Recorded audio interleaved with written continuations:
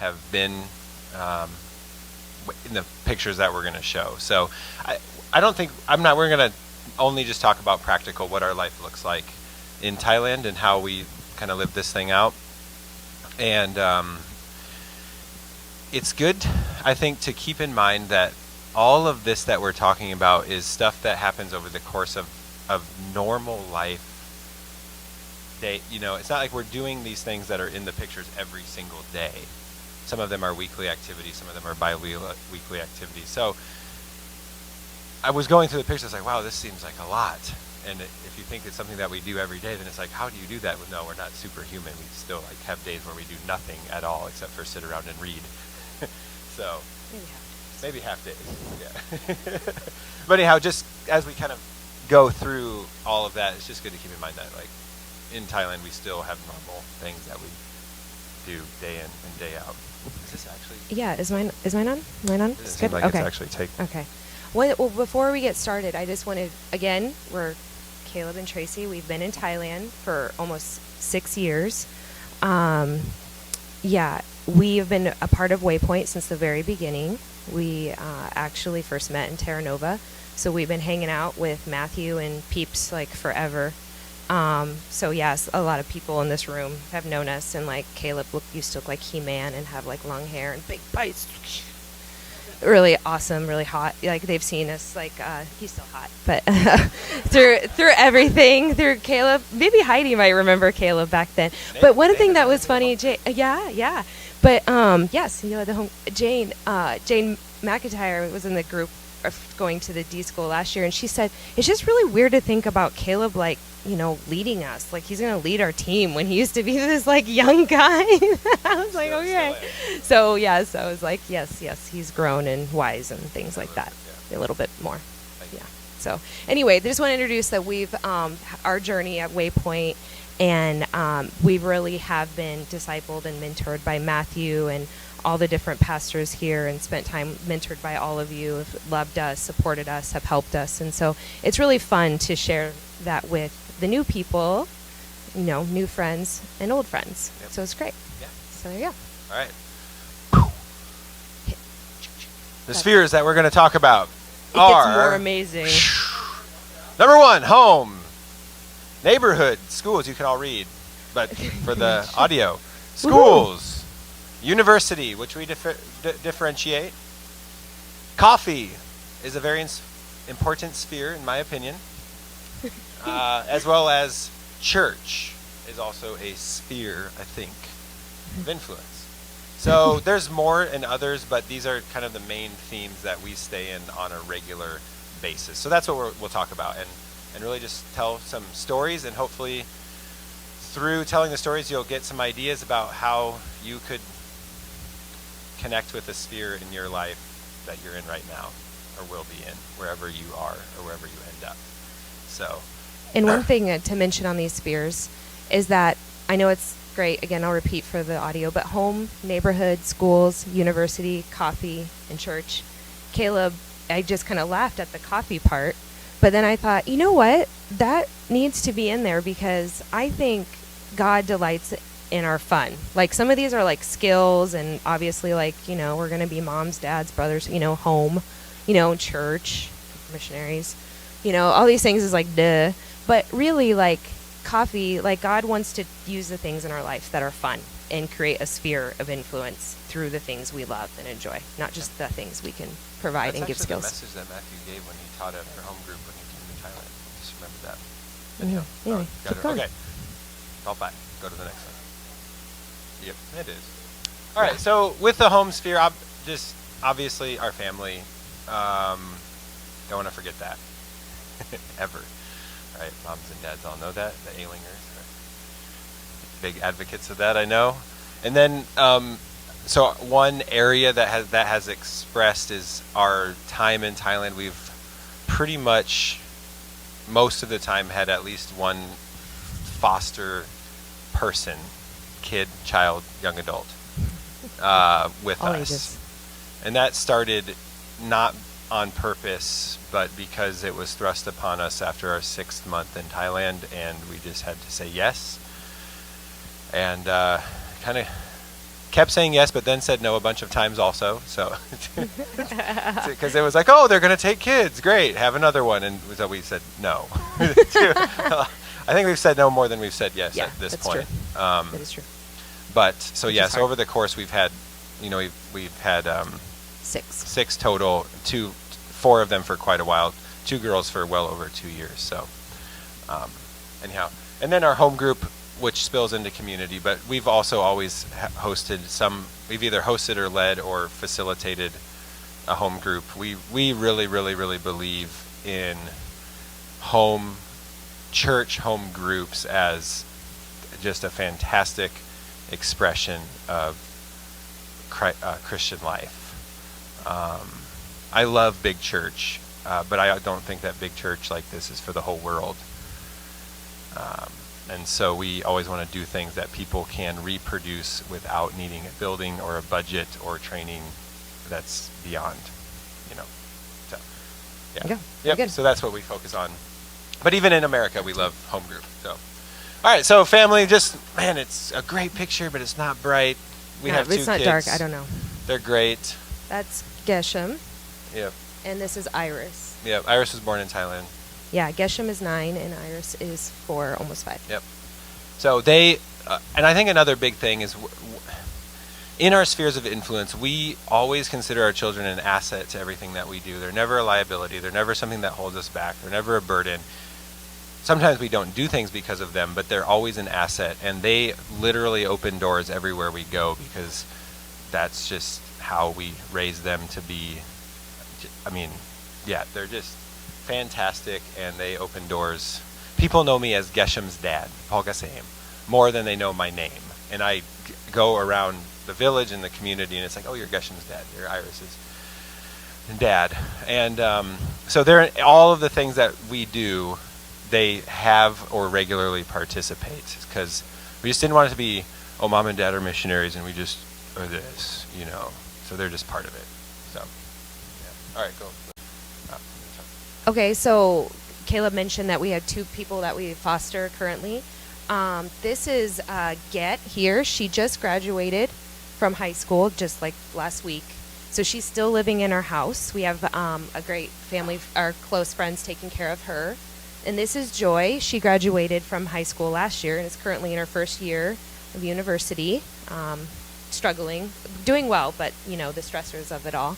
This is actually on a special day. The Thai Mother's Day is in August, and they both have their gifts for me, their little handwritten cards in Thai. And then this is a special thing they pin on. It's jasmine flower to give to your mom. That's like their tradition.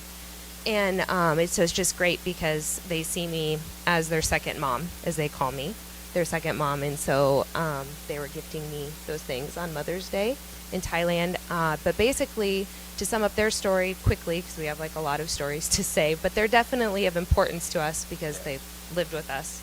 But I guess like Joy came to us through, we had a house helper that was working with us like part-time kind of, and she just was really in a tough place and couldn't afford, basically in a short story, I just can't afford feeding another child. Can you take one of my kids, please, kind of thing. And so we just said yes to that and felt like we should. And then a couple years later, Get came to our house, and Joy was just like, this is my cousin. She just needs a place to stay for a little bit. And as a couple days went by, turned into like 5 days, we started asking more questions. Why is Get here? What is she doing here? And basically we found out the story was that her family, they're cousins, but her family lives in a mountain, a more rural area. It's really poor. The mom said, I can't feed you anymore. You need to just go find work and make money because we have no money, we have no food. So she was on her way trying to find work and knew her cousin lived in the city and came to live with us.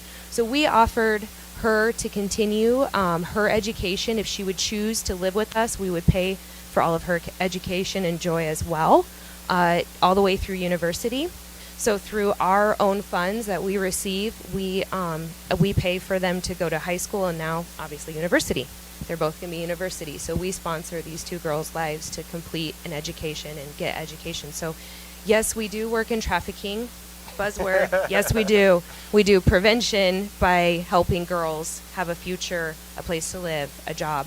And we definitely feel like at least 2 have been saved from that. And they will be very, very effective, change Thailand because of the influence we've given them.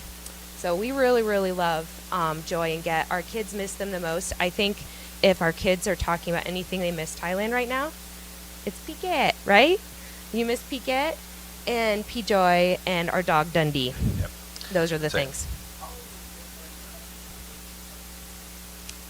She was like 16. 15. She had finished what's grade 9.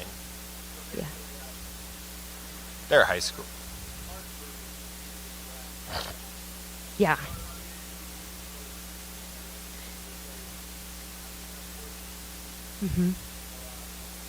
Yeah.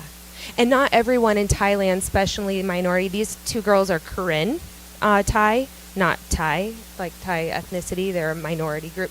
But it's normal for them to not go through for high school. So Yeah. I should let you know that out of their siblings, everyone in their families, they are the first high school graduates. Yeah. Yeah. So. And college doesn't cost as much as it does in America, but it's still a little expensive. It's about $1,000 a Yes. year, not like. So it's Like, not not like it's not the like guy- we're but- forking over $10,000 a year for 2 people, but it's $1,000. But it's That's coming through our $1,000, budget. and So our budget through all is of your low. gifts, there's at least $1 is Look going us to up with that. some money. So you can go to the next one. Yeah. Sorry, go ahead. Oh, work in a restaurant, Washing dishes. washing dishes. Yeah, and so it's. But what it usually is we kind of know this person that knows a person in Bangkok. Go to the big city, get there, find money fare, get to Bangkok, and we know this person that knows a person, and that is really real. Like, people just think that's okay, and that is really high at risk for a girl to It's one of be those things where tricked into things. Yeah, they could go work in a restaurant and make nothing. You can survive off of your restaurant wages, but it's just. It's hard to say, but yeah. Usually with the trajectory of grade 6, grade 9 education, restaurant work, you're pretty much topped out there, and so there's more lucrative ways to make money, and those become available. Now, we don't know. Like, would Joy and Get have chose to become prostitutes? I don't know, but it's certainly a possibility. So, Yeah. and so then this is a little bit further back. These are the first 2 kids on the left and right. They're much, much older now. Iris They is a lived with baby. us for a year. You see little And Iris theirs on was there. just their family had a complete crisis. It was more like a foster situation in America where CPS would have come in and removed the kids. It was a school that removed the kids, and they placed them in our home because of the total meltdown there. But God did a miracle in the husband and transformed his heart and transformed the mom. And about a year afterwards, the kids went back home with them, and they actually started fostering other kids. Just and, like us. so we keep up with them. So it's kind of cool. You can go to the next one. Yeah. So then here's home group. This is just one of many home groups. This is a smaller one where these are guys who are connected with. It's There are hard Thai to daughters see. here. Joy and Get. And so we were getting ready to play for Samara this guy. at the bottom with that black blob. Sorry, Samara. His name was Chokdi. He is now in jail, but he came to our home group a lot, and then he got arrested for stealing a motorcycle and went to jail. So I guess that didn't work too well. Yeah. What? It was not out of the realm of possibility. We were not ready for it when it came. I mean, we barely even spoke any Thai, and they, but we were. It was like we kind of prayed God fill our house, and then when it got full, we were all right, So it was hard and stressful and rewarding and challenging, but I wouldn't. If we could go back, I would still have said yes. Yeah, and I would have definitely said no to the other ones. So, yeah. we were at capacity. Emotionally, for sure. Yep. So, all right. So yeah, that's a home group. We'll talk more about that in the next. All right. So then neighborhood. These are the main things, and this is just over the course of living. So we stayed in one place for 5 years. When we first moved there, I thought we'd be there for a year, and then we would move to Burma, And then one day, everybody's asking, when are you leaving? When are you leaving? When are you leaving? Thai And people Thai are people. asking. And they're like, maybe we should stay. If everybody thinks we're going to leave, what would happen if we stayed? It was kind of the idea. And so we just decided we're going to be planted in a place. And I'm glad we did. And so, staying is very important. yeah. So we, like I said, the weekly home group. And then we do, so community meals basically means we cook a bunch of food and we eat in our driveway and people come eat with us. Some of them we invite directly. Sometimes drunk people walking down, drunk neighbors come and sit down and eat. Kids Sober from the ones too. village come. And sometimes nobody comes other than the people we invited. But we, most of the time weekly, we'll just have a meal where it's just open door policy. It's usually an open door policy anyway, but sometimes it's a little bit more intentional to draw people in. And then we do birthday parties for our kids, for other kids, other parties, and just do bigger things, make it fun, make it exciting, and just have people come and do. I just wanted community. to add to the parties, just an interesting thing is the Thai people don't really celebrate birthdays there.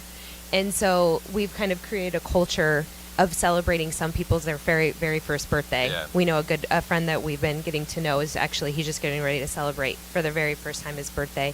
And this really This just is shows Chatri. the love. Yeah, Chatri. This really just shows the love of God to people, to honor them, to honor their life and show them birthday. And it sounds so crazy for us Americans, but it's really, really meaningful. Just to even get them a cake and say happy birthday, Yeah. it just means a lot. We pray for them and stuff, and it's great. So we'll throw just wanted to parties add for like that. Geshem's friends and Yeah. stuff. So. Yeah, it's really great. And then anytime there's a local event, which is a lot, this is culturally not much the same, but there's a lot of local things. Weddings, funerals, Other things. You'll see. things. Yeah. And so we just go.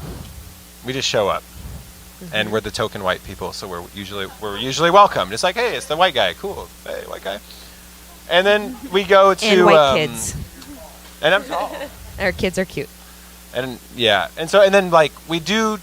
This isn't the bottom one is an area I would like to do more when we get back. Is just being present at public parks more frequently, because there are people who frequent parks and they're interested in friendship and community. They're not sitting at home, watching TV. So we do it sometimes. We just go to the parks and hang out and talk to people, and exercise is what they do at parks. And so it's something that we would like to do more, but we still do it. All right. Can we go? And so we have some pictures of these examples. All right. So there's So this is the front of our house that Yep. we've been in. So this would be So- a home group night. Yeah, this is home group, so we just have a bamboo mat on the ground, and we sit there and we just eat our food there outside, because generally outside is cooler than inside. I was like, what if in Omaha you like set up a picnic table out front and just eat, and then Oh. like, hey, come on, have some food. Oh, there Better. we go. Oh, there you go. yeah. Thank you. It was the electrician. Good job. He knows these things. Thanks. All right, you go to the next one. right. And this is just inside the home group. This That's a Jesus storybook Bible in Thai. Yeah. And that boy came. The one in the blue actually came to know the Lord, and we still see him, walk life with him, disciple him, up and down with him. But he loved the storybook Bible and took it and was sharing Jesus with that boy and other people in his neighborhood. Real life discipleship. He stole a truck 7 months ago, but didn't get arrested, but got caught by our friends, and so he is. I don't know where he's at now, but he was being disciplined after a couple of years of discipleship. And he had sex with a pastor's And he had sex with a daughter, too. pastor's wife. All exciting things. Ben and Catherine came to our church that day when we talked about that was and fun. prayed for him. That was and a fun day. Yeah, so anyhow, real life. Yeah, I mean, this is a kid. He was basically, he grew up on the mountains, and his parents died, and he went and lived with his aunt and started working in construction when he was 10. And he's about 17 now. 18. We met him when he was about 15. Got to, this kid another guy we discipled led him to the Lord at a gas station, and he started coming to our group, and then he joined our friend we'll talk to about later, Pat's community, and It's just, I mean, this stuff, it's real. interesting. It's real life. And he actually really wants to go to seminary. He does, yeah. Yep. He wants. And when we gave him a time to just take church and preach to us, he picked out a Job. Yeah. He preached from Job on the day. We're like, okay, on the day he was getting in trouble. But anyway, funny. Interesting. Real life. Okay, go on. Keep Can going. edit this There later. you go. And there's another We really pack them in there. home group. Get in. You can obviously see our house isn't big, so for all you Americans who are like, my house is this, my house is that. Nope. You can do You it. can do it. All right. I'll buy it. Next one. Next one. All right. This is Okay, this is one takes this some is an explaining. extreme example of community events. So Yes, so there I am having a really good time. I came home one afternoon to really, really loud music, and that's normal sometimes, but I thought it was for a funeral or some kind of event. But it was different music, and there was a lot of people dressed like this, and I was like, what is going on? So I made Samara go with me. She's here too. Probably, I think she's taking the picture. And we go, and people are dancing and smoking, drinking, doing this. And we find out enough, because we're also using a Northern Thai dialect, that they're actually dancing to invoke a spirit of the house, of the place, or in the family, or in the region, that they will dance all day long, drink, and whatever, and that whoever gets possessed by the spirit is the chosen one, and gets to do perform some kind of ritual or blessing or whatever. So all these people come and they dress up. They think that they're like, I don't know, diviners. They're trying to attract the spirits, so they dance. But we had no idea what we were coming up on. These neighbors have held a few more of these type of things, smaller. I haven't gone because now I know what it is. However, the cool thing about it, I mean, just look how much joy I have and light, that we just came in there and we just were praying and laying our hands on people and hugging them, taking pictures and just blessing them. And just once we realized what was going on, we're just like, you know what? The light is greater. We don't care. This is interesting. Yeah. We're learning things. God is with us. One thing that's really cool though Our about this, spirit is greater. learning about this ceremony has made it really easy to teach about the baptism of the Holy Spirit. And because the concept is very similar, the idea that a supernatural spirit comes upon a person and empowers them for something. And the cool thing that's amazing is the difference between the Holy Spirit and the fruit, love, joy, peace, kindness, goodness, faithfulness, gentleness, and self-control, is almost the opposite. Like, this one offers power and influence at the expense of fear, intimidation, and worry. And so we can just talk to Northern. Ever since I learned about this, this is great. So I just say, this is what who the Holy Spirit is, and it's kind of like whatever it's called, Pimang, and they accept it's God, and He's love, and He's coming on you, and you don't have to be afraid. So it's it was a neat thing. So one thing that was another cool open door to this, that I think is just leading this, a good friend of ours, Patty, actually just recently received Jesus since we've been gone. But she came to our house that day, and she was so shocked that Christian missionaries went to this event, because I posted a picture on Facebook. And I even kind of was nervous about my Christian Thai friends who would see this and be like, whoa, she went to this. But I was like, you know what? Whatever. They need the love of God too. And Anand, was so impressed, because she's Northern Thai. She's a part of this culture. And she was just like, wow, I never knew. And so then we could talk to her about the Holy Spirit and these things. So it just opens really doors. Cool. Yeah. All right. Go to the next one. So a sphere of influence, even in darkness. Oh, that's her right there. Oh, there's Patty. Yeah. So Patty's a big part of her life, and so we go to events like That's her for her birthday. birthday. So she started celebrating her birthday, and so she took us Iris out looks for really her birthday excited. because of the celebration. So, Just and so she wanna brought point her that out. family and stuff. Yeah. Let's eat, guys. Well, so okay. No, there people in. It's one of those things. It actually is becoming more It's popular. becoming more, and a lot depends on socioeconomic status. And so, upper class families who have Western influence know about it. But most of our work isn't with that demographic. And those were bought from No. like an export store. Samara purchased them, and they probably cost like $3 that a Thai person would never spend on paper hats. So it was like an expensive import store. The amount of Western celebration crap in stores has increased exponentially in the last 6 years. Yeah, it's been really interesting. All right. Oh, those are, they use the word spirit house, but it would be a place where a person would pray to whatever they want to pray to. So, ancestors or spirits. So you'll have little figurines here, and then they put up food here, and then there's like these dangling things and flowers, fruit. This is more of a bigger type of God spirit. Yeah. This is a really, it's a pretty good restaurant for its category, and so the higher economically you are, the more likely you're going to have an extravagant. So shopping centers have these massive structures at the mall that are beautiful in front. So it's a part cultural, part spiritual. So not everybody who goes and burns incense actually is worshiping or not to paying respect. Paying respect. They're just doing it because it's culture. But some people are totally worshiping or seeking some sort of divine, sort of spiritual connection with. So it's an altar essentially, and a decoration. Yeah. So. And the pigeons like it too. And pigeons and dogs and cats get fed, and birds. So praise God. All right, you go to the next one. Oh, there's an example of a birthday party that we did for Iris. Again, we have a really small area there, guys, and we pack them in.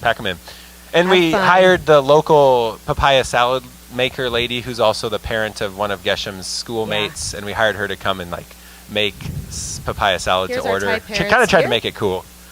So that was a fun party. Mixture of all kinds of things. All right, can keep going. And there's our local market that we buy stuff at, and these two have bought vegetables right by our house for years. Yep, they're still there. They're selling right now. So you can see the temples in the background. Yep. So this is just our neighborhood temple. Every neighborhood has a temple everywhere you go. There's temples everywhere. They're usually the center of so these kind of markets happen. Temples are a source of. It's not just spiritual life, but it's important part of social and economic life for people. So it's Buddhism is the idea of Buddhism, but it's not really Buddhism. But it's a type of Buddhism. Yeah. Type. Yep. So and then this is Kunyai, and she lives on our street. She's 2 houses down, and she has a shop that sells things, snacks and daily goods and everything. Everything that you could need. 7-Eleven. You can see Iris's little snacks that she grows. I actually send her from her house by herself. To this little house. Let her walk. By herself to this place and back. And Kunyai loves Iris, and Iris goes and hangs out with her and gives her free stuff. And so, but she's a part. I mean, I'm like, I hope she doesn't die when we're gone. So, because she's old, but she's great. Yeah. I'm like, we're thinking about moving to a different close area. And I go, but then we wouldn't have Kunyai, and what are we gonna do? So, I buy bananas from her every day. But this is part of being like our kids are a blessing, and this is Iris has given her happiness. She used to always look really grumpy. This is a great smile, happy. She loves Iris probably more than Geshem because she's seen her throughout her whole life because we lived in that same house. So I guess the overview of all of this is that we try to be consistent in places we go and people that we meet with, but also creating opportunities for new people. And so as the relationships comes up and people's hearts are open, we invite them into things like home group or as they're walking by, But some of these people we just are still friends with, and we still love on them, and they're still don't know Jesus, and that's all right. We're just keep on going on. So go ahead to the next one. Do you want to take a break here? Yeah, it's 8:30. We'll take a break. Is this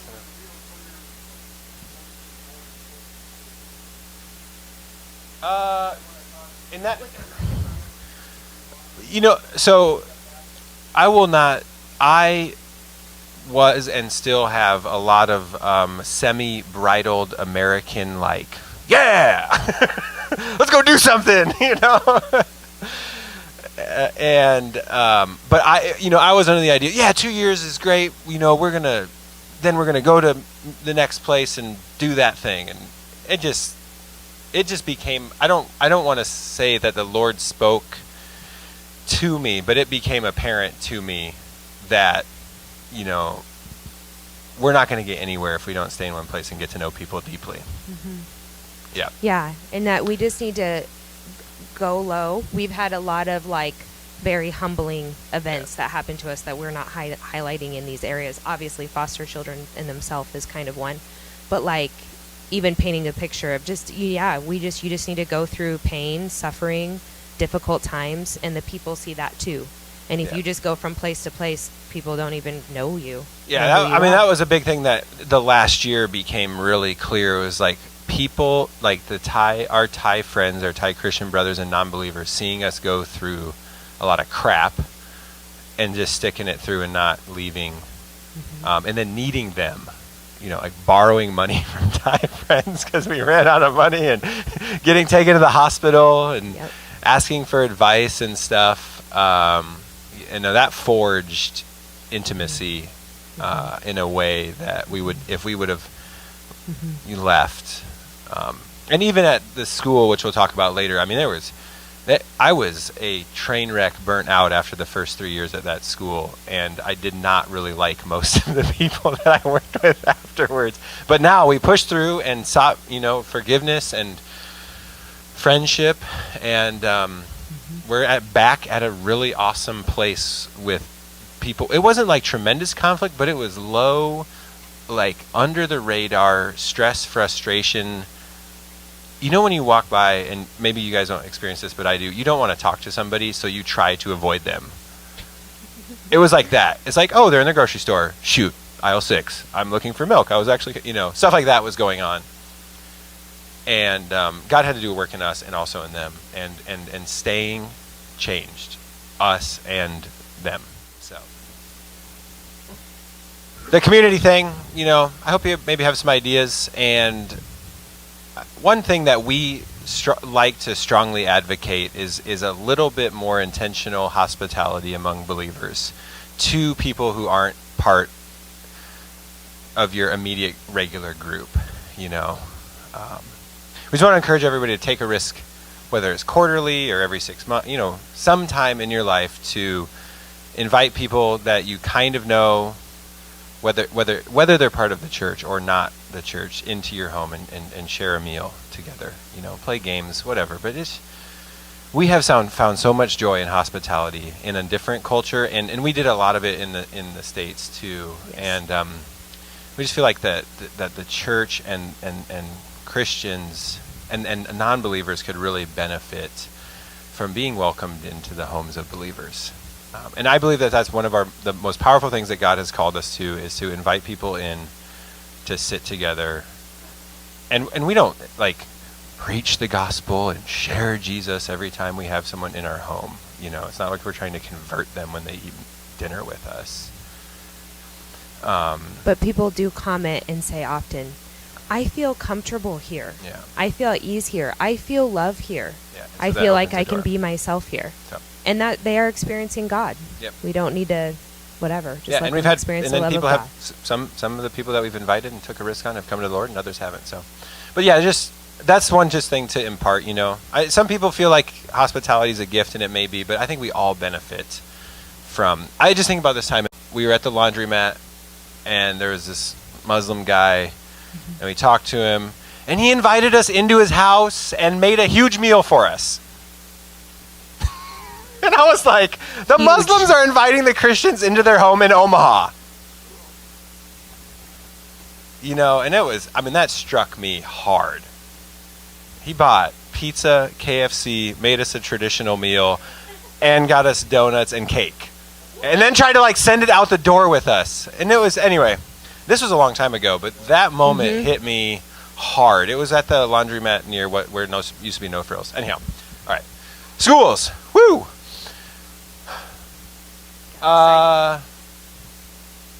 Waypoint's supposed to be doing a reading program with, has that happened yet? Did that start?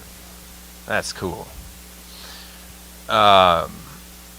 We went into Thailand with the specific purpose that we were going to help in schools. One thing that's very real in Thailand and a very clear felt need of the people is the Thai people want foreigners to come in and teach them English because their English is stinky, as Tim said earlier. Is stinky, and so they need us to come in and teach them. So it's a true felt need. They think they need it. Yeah. It's a true felt need by them.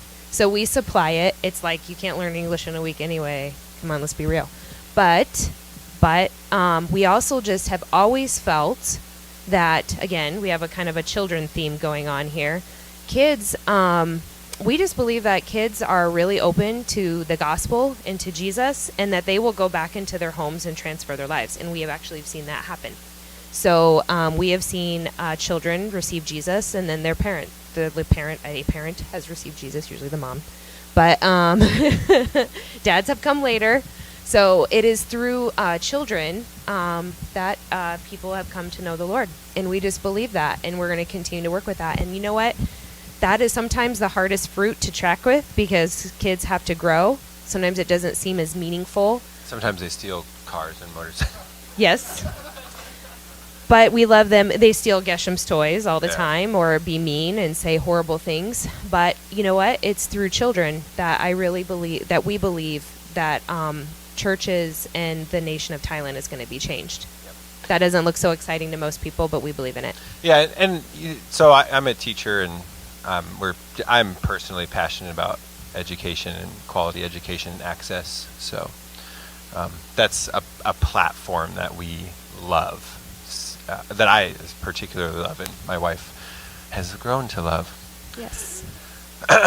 So we teach and have taught and will continue to teach in varying capacities in a variety of schools, but we both of us served Christian schools that were started for the purpose of reaching Thailand, each of us for 3 years. And we, in that process, became friends with the staff and discipled. Tracy is much better at that than me, partly because she's a woman and I'm a man and all the staff are women. So I'm not trying to disciple a bunch of young Thai ladies, but Tracy is and can do a great job. We attend events, and this was something I hated. They have events all the time, and I was like, ugh. And then when I learned, like, the purpose of the event is to talk to people, I thought the purpose of the event was to sit down and listen to what was happening, and everybody was talking, and it made me so mad. I'm like, he's talking and you're not listening. And then I learned that Thai people don't care about that. They have the event so they can be together. Even when the bride walks down the aisle. Even when the bride walks down the aisle. They talk to each other, answer the phone. It's a game changer for me. What are you doing? So it's like, I can just go and be with people at the event, and that's the purpose. And I needed that because I had a bad attitude about events, and they do them all the time. So God changed my heart, and so we go to events. We do not help put them on because that's too much work for me. We just do events at home. We try to avoid the school. We try to avoid being on the teams responsible for setting up events. And then another cool thing that we have finally got to start doing as training teachers, after many years of wanting to do it, they finally started asking. And just in the last 6 months before we left, we got to do some trainings, and that was great. So, we can have some pictures to show about the schools. Oh, I love this picture. This one actually makes me tear up. I teared up earlier today when we were putting this one in. So this was at the end of my 3 years at the preschool. This preschool was, why did I see Kritam? By this guy here, him and his wife are believers, and they also fostered 10 kids, not their own, something like that. And they wanted to start a preschool and to start a church in their village, in their small village. And it's obviously taken off. It started out with 11 kids, and it now is at max capacity with 150. So this is just 2-year-olds to 6-year-olds. This is their pre-K kindergarten. Iris should be in there. I don't know. Did you go to that school, buddy? Yeah, she went to that school too. And Iris will be, when we get back, she'll be at the third. Oh, I spot her. Here. So where's Waldo? Where's Iris in there? There is a few more foreigner kids going. There's only one other foreigner girl from New Zealand. But anyway, so these teachers all in here, I've gotten to disciple. One that I helped led to the Lord moved into a different province, so she's not here. But this is my best friend by Fern that I mentioned is staying at her house to take care of Get. A couple of the people from the D school got to stay with her. These people, I have gone into their houses, have prayed for them. This girl was experiencing bad nightmares and demonic oppression, and we prayed for her, and she got set free, but wasn't interested in God. Just all kinds of things. God still set her free, which is yes. Yes. So there's all kinds of cool stories that are happening with not just the children, but with the women. And obviously, we teach them all biblical songs. They learn memory verses every week, and they pray every day, pray multiple times a day. And yeah, so it's just like God is doing something even in these young lives. So the cool thing that makes me teared up in this story is that I have taught all of these kids. These ones I have taught through, seen through all their stages. So everyone from the little 2-year-olds I did circle time with to the ones graduating on, I have taught all of those kids in that picture. And it just makes me cry, like I impacted all of those kids for God. And so have you guys who have supported us. One thing I really... Huh? Okay, Iris wants to tell you her teacher's names. Go ahead.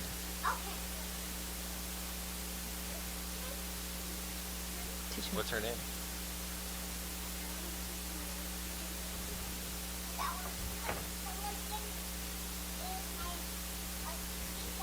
Teacher Bomb. And then who's this?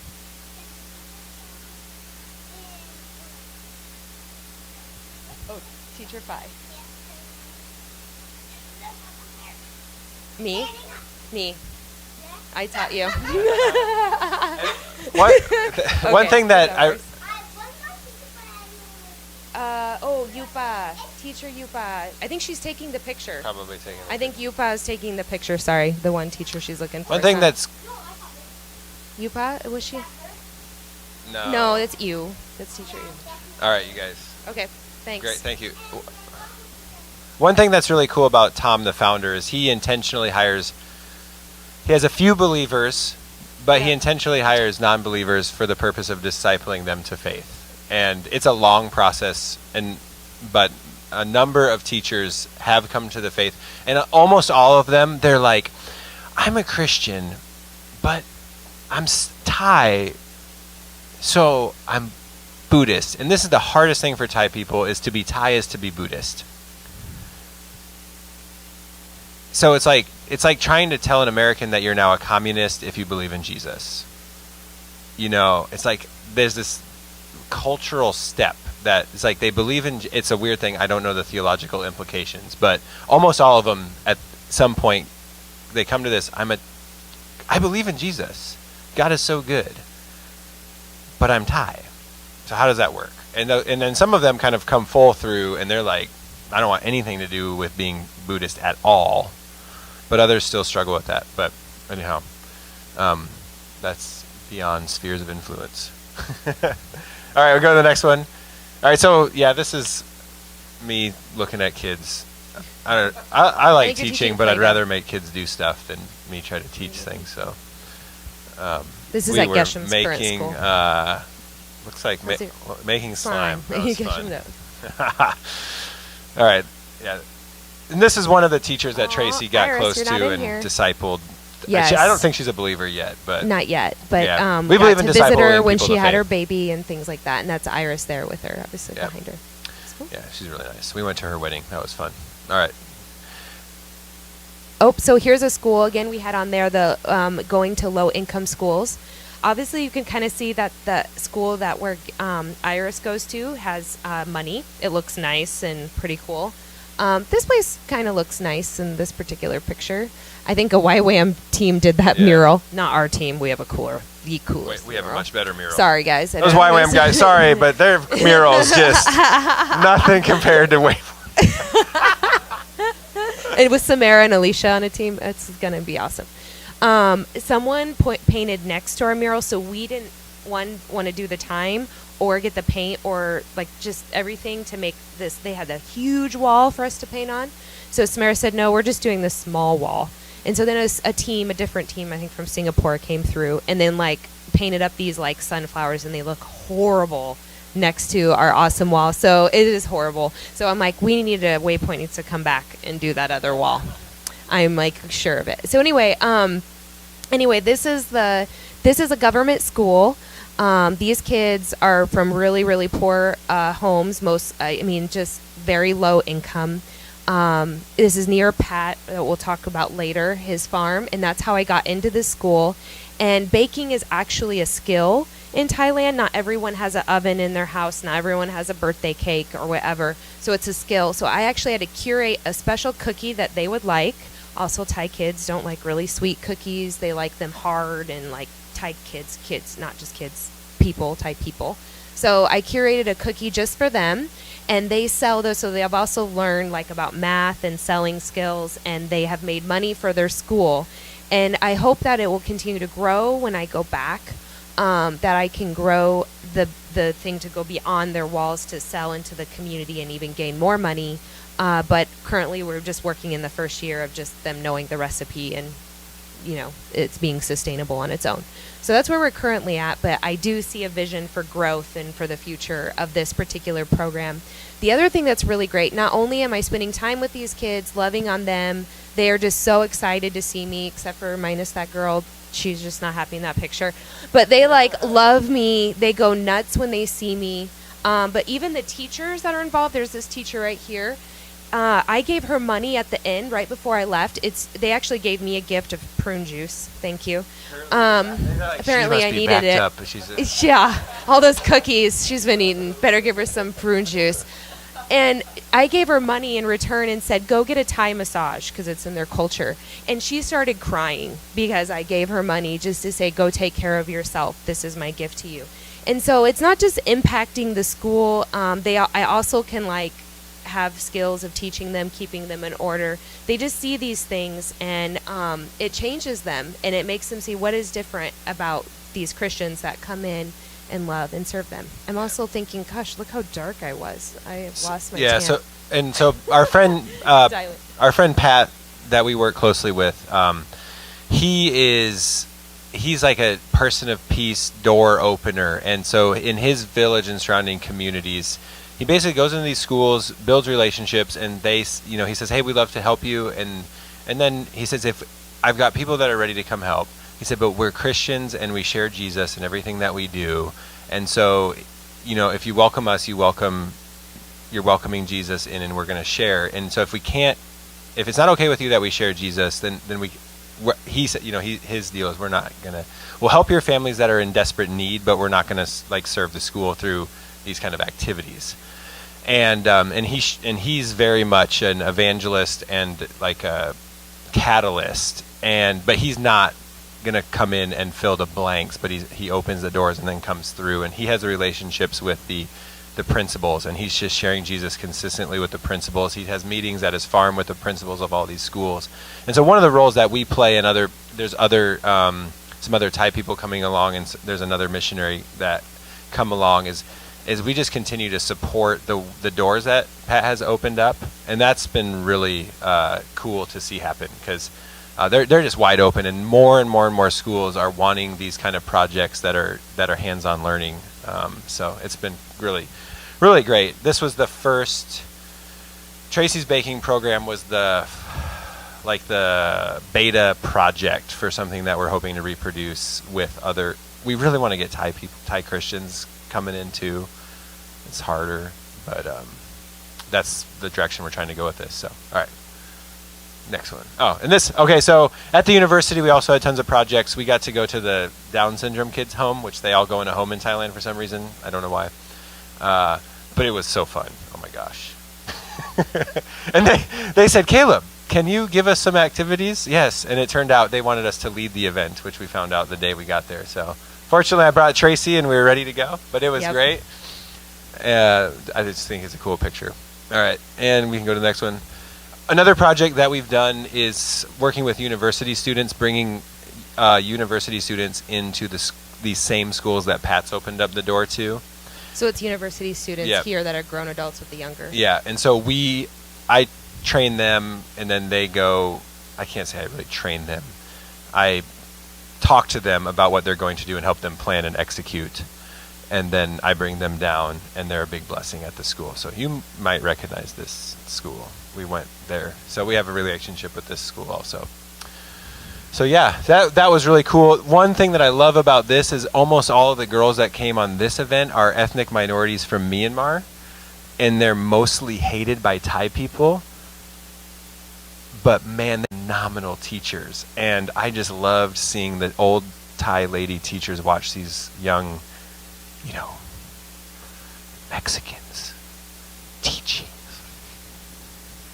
I mean, it's kind of the same thing, like in Thailand, how people don't. Yeah. Anyway, ethnic minorities just taking control of the room and teaching, and it was phenomenal. So that blessed my heart. And some of them are believers, and some of them aren't in this team. So cross pollination there. Okay. Tracy and I did a teacher training once a long time ago. When they ask us, we go and do teacher trainings. It's fun. It's getting more and more. We can go to the next one. That's Thai stuff. She's the director of she's like the head of the... You can see the official sphere. This is the official sphere, yeah. So the head of the, what would it be? The district for elementary schools in our district. So she now, yep. Yeah. Great. All right, and then, so this other sphere is the university. This was interesting. I initially took a job at the university because we... Job or job? That's Job. It's Job. Both. This is a dual meaning.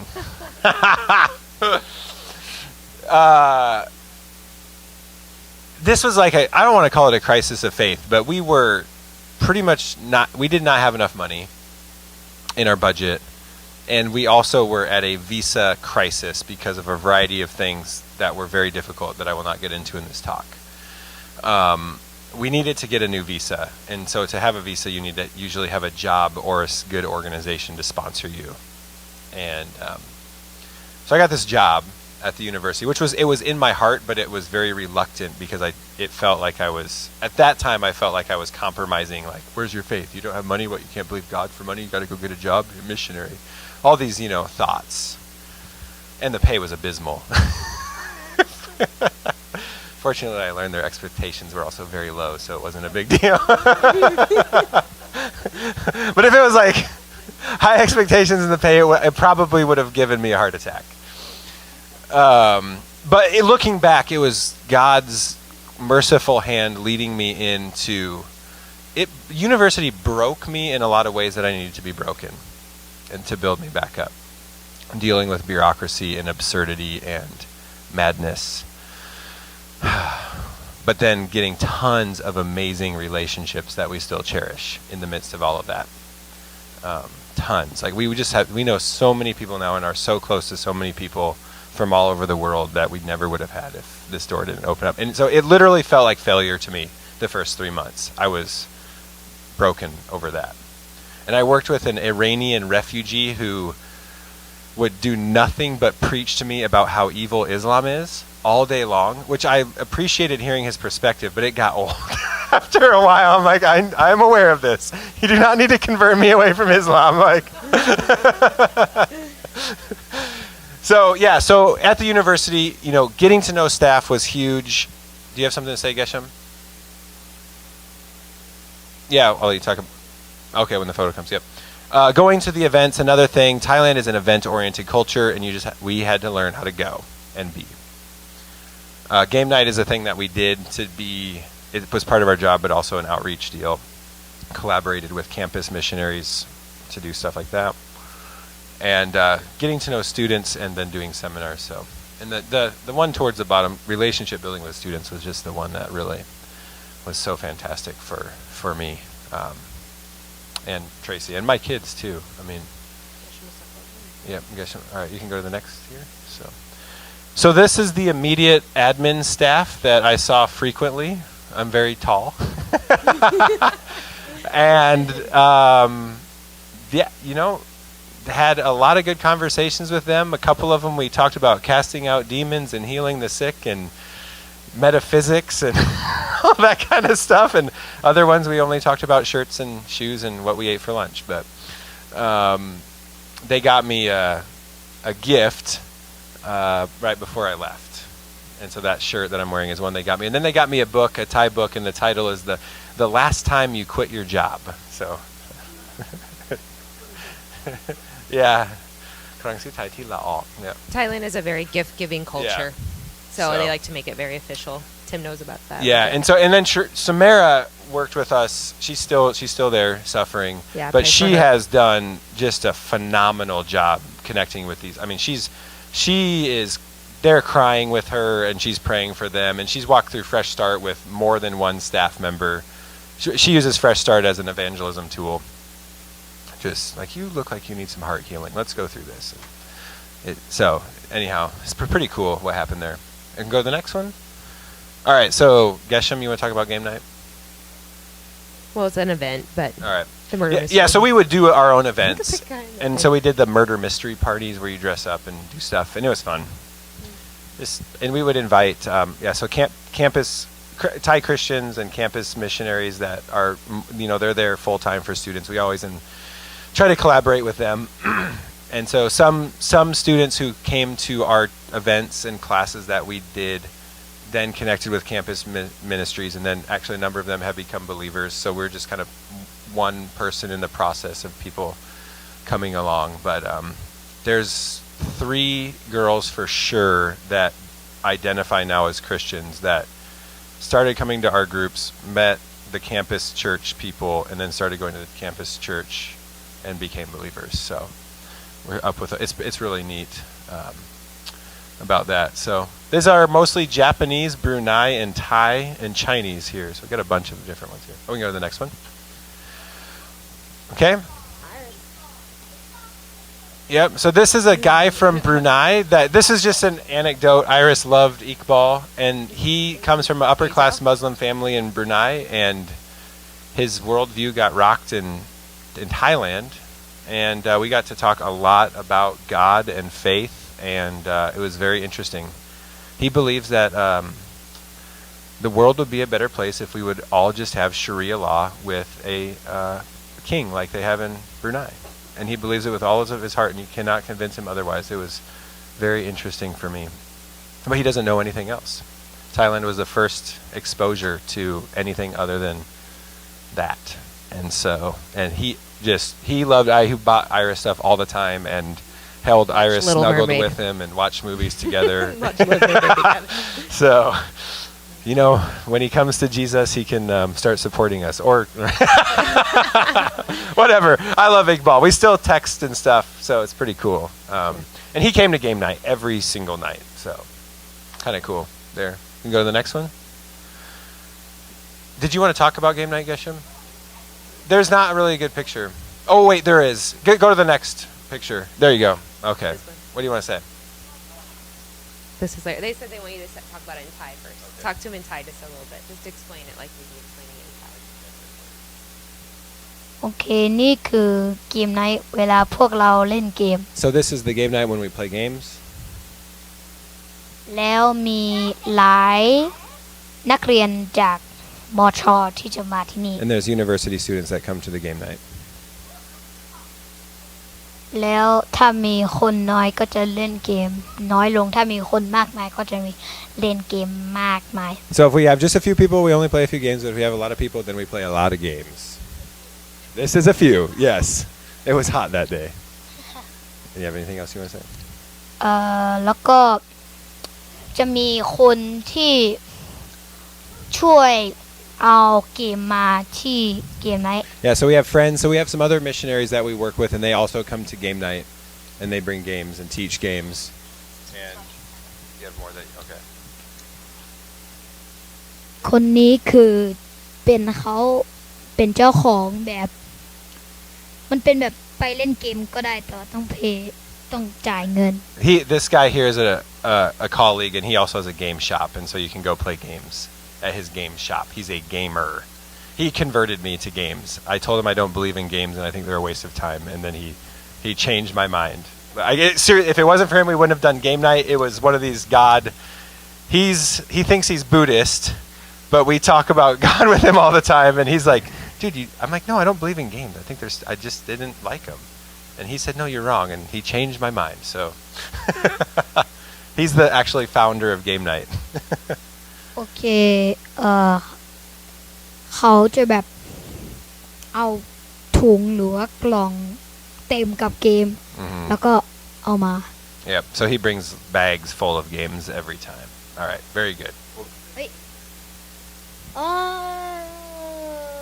Which one? No, what's it called? Forgot what it's called. talking about the one you just got into with Tyson. No, not that one. Oh.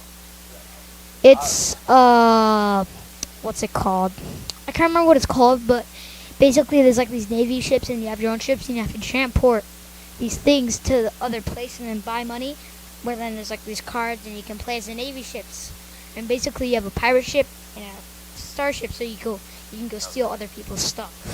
Yeah, and so having our kids with the game night has been huge. One, Thai girl college students love little blonde white kids, you know, and That so speak Thai. that speak Thai, and They love it. so yeah, they just are great. We bring games, and then afterwards, most nights we just see what students are interested in eating together, and we go eat together and talk about life. So yeah, and that still goes on. It goes on. Samara and the other missionaries in there still do it every Friday. So it's a good time. One of our favorite outreaches. That's the main cafeteria on campus. There's stinky dogs in there. Okay. Yeah. Yes, dogs are And this is our real, we're professional photo. in the sphere, another sphere. In the of sphere. influence. You can take us seriously. We wear suit jackets. We hang out with the poor. And our chairs have the white. rich. Look at those glasses with the little coasters, the paper coasters on it. Yeah, it's fancy. This was 2 weeks before we left. I finally got to actually train the university professors that I was working with, and it was so validating. I worked with this one lady for 2 years, and it wore me out.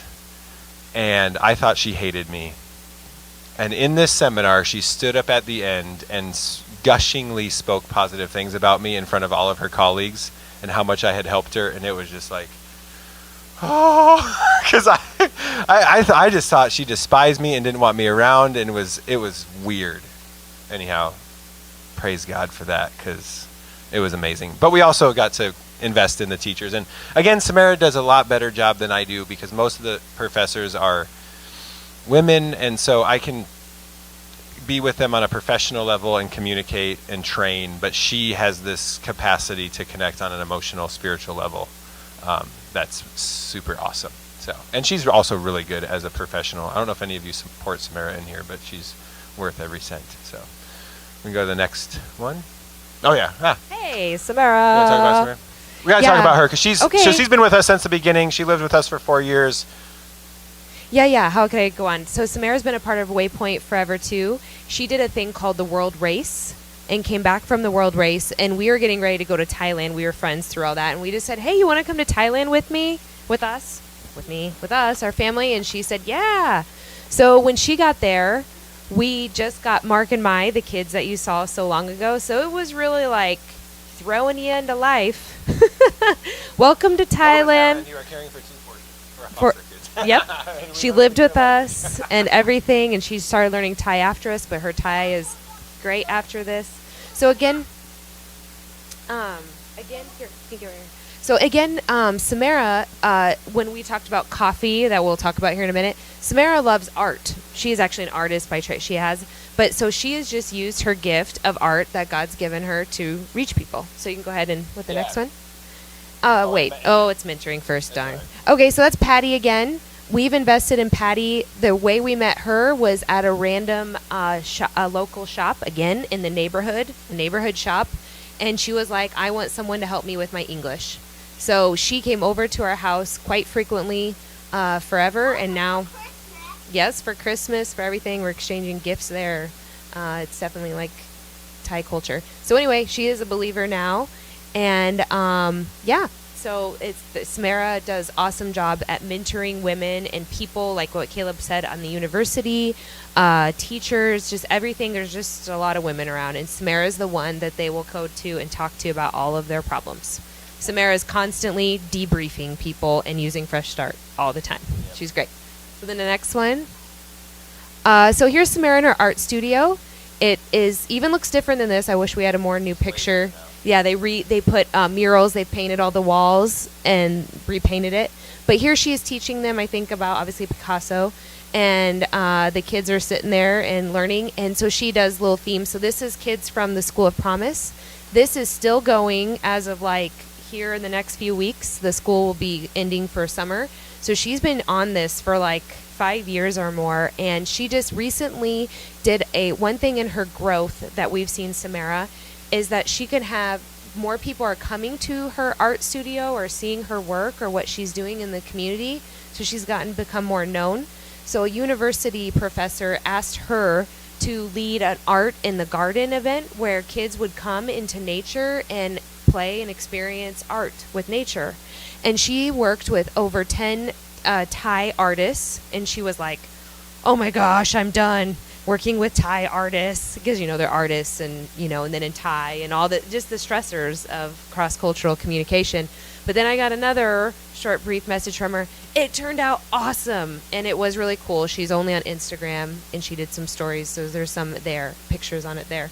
But she is really expanding in her reach. She's now becoming known by Thai artists, and I believe over 100 kids came to that event. Yeah, I think the cool thing with this is art was just a passion, and it was just something she wanted to teach art to kids just out of love, and just started with 3 kids in the neighborhood.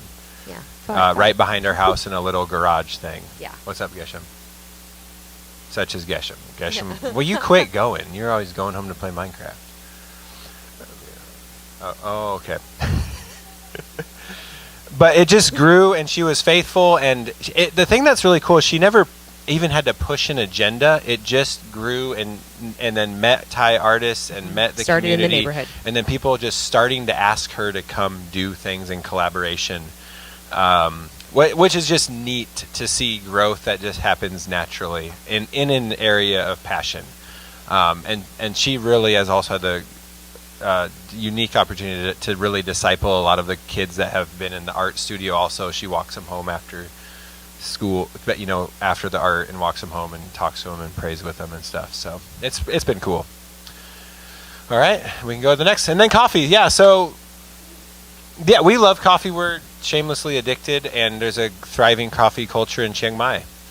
And so we have places that we frequent, and we talk to the baristas and the roasters and ask questions and learn about their lives and get to know them. And we've traveled with coffee shop people and gone out and hung out with coffee shop people and become friends with them. A lot of them have seen our family grow, and so they're really interested in our family, and we go visit their new shops. And what's up, Geshem? You can say what you want to. So there's probably not a picture in here, but one of the coffee makers, which we've been giving as presents to lots of people here, is a coffee roaster who is my teacher's husband, which is Krusa, and that's it. But there's probably not a photo in here, but yeah. So Geshem's teacher's husband is a Christian who's also a coffee grower and a coffee roaster, and we've got to see him on his growing journey. And so we have friends that have come out of going to coffee shops frequently, that are people that are an important part of our life, and that's just a way. So. And so this one girl is Do, and we met her early on, and she was just lovely with Geshem. In fact, Tracy and I would go to the shop, give Geshem to her, and let her play with Geshem, and we could hang out and talk without any distractions. And so she moved cities, and we just go visit her every once in a while, just to say hi. Joy with us. And then Joy came with us that time. Yeah. And she just had a baby, and she's growing. And then this is the coolest one. This super awesome new shop opened up in our neighborhood. It's close to our house. And they are readers and writers and publishers also. And they're academic ties, which I love. We work with a lot of illiterates, and I like also having intellectually stimulating conversations with Thai people in Thai. And these people provided it. And so we started going and buying books from them and buying coffee and reading. You can and see us hanging out in the background with Samara. Talking about books. The kids are playing. And we just became friends with them. And we started inviting them to our home group. And they started coming my baking program. Come to the baking, come bake with us, because one of the staff is a really good baker. We taught her how to make an apple pie on Thanksgiving Day. Yeah, and so this is really recent. It just like the relationship really started budding back in July, but it's been really cool because this is the first time I think we've had people in our demographic that are Thai that we're really like getting close to that are not believers, in our same age range, same interests. You know, like talking about what novels we've read and how that impacted us and things like that. So after 6 years of really trying to go deep in Thai, it's paying off to be able to talk about that stuff. And they're fantastic. And one of them is really close to becoming a believer. So here's the lady I taught very how to make close pie or apple pie with because she makes delicious brownies. Yeah. And they love our kids, and they're great with our kids. And they're super interested in starting to do community events and art outreach and building community in their village. And they've been putting on events, and they're inviting us. And they're like a book talk. Tim, you can do the next one. And they said, hey, can you come be on the panel for the There's book event. talk? And so, yeah, so they put on this event, and their space There's the is dogs. beautiful. And we're very hopeful for a great future with them. And one other cool thing is there's a young Thai guy who's a recording artist and a believer and a church planter that recently moved into the same part of town, and he's been coming too. And so all these different believers that are missionaries and Thai believers are coming investing in this little tiny coffee shop in the middle of rice fields. And it's been cool to see what's... Yeah, there's rice fields all around Yeah. this place right here. So anyhow, all right, we'll try to Our wrap last one. this up. And then church, so you don't have to take notes. It's all right. But you can if you want. They've been doing it the whole time. So church, we have done a ton of different things with church. From serving on leadership teams, being on teaching teams in like established traditional churches, and then supporting other people's visions, going on praying for people as an expression of church in the neighborhood, bringing food to church events, all the gamut. Home group too. Home groups. I mean, obviously we are in church planting, so all of this is part of church planting and the various expressions that takes on. So you can go ahead. So this is like the traditional church with chairs and projectors, and that's at the preschool. At the preschool that I was telling you about, that they planted a church in the preschool. Yeah, so they recruited us to be on the team there, and we had a adventure with that church. It was both wonderful and horrible at the same time. We'll talk about that anymore. It's a long story, but it was good. This is more like the kind of church we do now. So, farm church meal sharing. You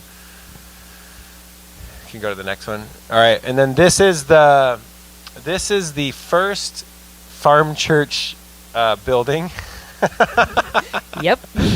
with our friend Pat. So Pat is our closest friend, hut. and he is a just radical evangelist, open up doors all over the place. He's planted churches and juvenile detention centers all over, and part of what he does is has a discipleship home for guys coming out of the juvenile detention center. And then he got this plot of land to do his discipleship farm, and we started, before the farm started, we started doing Saturday before outreach. the buildings existed. Yeah, before, but it's a farm. You Yeah. can see it already. There's plants growing and things, and a banana tree to the left. so we took the girls down and started doing kids' church on Saturdays, and did little activities with the village kids, and used the Jesus Storybook Bible to share the story of Jesus. And now the current farm church, you can go to the next.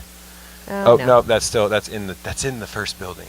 That's in the first. The fundraising campaign for that one was really easy. It was like 200 baht. A team of people came and put it up, that little Can I hut. get a pledge for some bamboo sticks? If only it stayed that easy.